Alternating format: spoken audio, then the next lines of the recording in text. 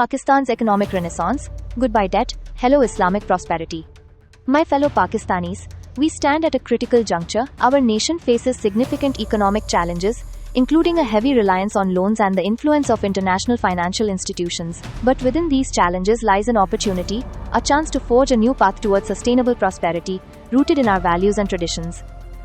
This is a journey towards economic independence, a future where Pakistan thrives on its own strengths. We will explore how we can reduce our dependence on external debt and build a resilient economy that benefits all citizens. For too long, Pakistan has been caught in a cycle of borrowing. High-interest loans place a significant burden on our national budget, diverting resources from essential services like education and healthcare. The conditions attached to these loans, often imposed by the International Monetary Fund, can sometimes lead to austerity measures that impact the most vulnerable segments of our society. This dependence also raises concerns about our national sovereignty and our ability to chart our own course. Our vision is clear: a Pakistan free from the shackles of unsustainable debt. We aspire to build an economy that is self-reliant, innovative, and just. This requires a fundamental shift in our approach, focusing on generating wealth in a manner that is both sustainable and aligned with our Islamic values. We must unlock our potential and create opportunities for all. Islamic finance offers a powerful alternative to conventional debt-based systems. Sukuk, or Islamic bonds, provide a Sharia-compliant way to attract investment for infrastructure projects and economic development. These instruments are asset-backed and offer a fair return to investors while adhering to Islamic principles. Sukuk have been successfully utilized in many countries around the world, demonstrating their viability and potential. The halal industry presents another significant opportunity. From food and cosmetics to pharmaceuticals, the global demand for halal products is growing rapidly. Pakistan, with its rich Islamic heritage and skilled workforce, is well positioned to become a major player in this market. By investing in halal industries, we can create jobs, boost exports, and generate substantial revenue. Tourism is another area with immense potential. Pakistan is blessed with breathtaking natural beauty, from the majestic mountains of the north to the serene beaches of the south. Our rich cultural heritage, ancient historical sites, and warm hospitality attract visitors from around the world. By developing our tourism infrastructure and promoting Pakistan as a safe and welcoming destination, we can unlock significant economic benefits. Attracting Muslim tourists, in particular, presents a unique opportunity. By catering to their specific needs and preferences, we can tap into a large and growing market.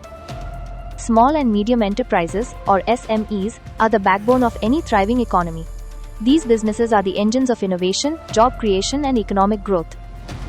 We must create a supportive environment for SMEs, providing them with access to finance, training, and technology. By empowering our entrepreneurs, we can unleash their potential and drive economic development from the grassroots level.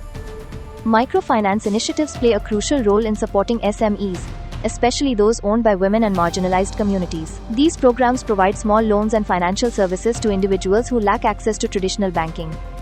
Zakat and Sadaqah, the Islamic principles of charitable giving, can be powerful tools for social welfare and economic development. By effectively utilizing these resources, we can alleviate poverty, support education, and provide healthcare to those in need. These funds can also be used to finance micro-enterprises and provide vocational training, empowering individuals to become self-sufficient. Achieving economic independence requires a concerted effort from all stakeholders. Strong leadership, sound policy reforms, and active participation from the public are essential. We must address corruption, improve governance, and create a business-friendly environment that attracts both domestic and foreign investment. Transparency and accountability are paramount. Education and skills development are also crucial. We must invest in our human capital, equipping our citizens with the knowledge and skills they need to succeed in the 21st century economy. The path to economic independence will not be easy, but it is a journey worth undertaking. By working together, embracing innovation, and upholding our values, we can build a debt-free, prosperous Pakistan for ourselves and future generations. Let us embrace fairness, justice, and sustainability in all our economic endeavors. I encourage you to learn more about Islamic finance, support local businesses, and engage in the conversation about our economic future. Let us move forward with hope and optimism, confident in our ability to overcome challenges and build a brighter tomorrow.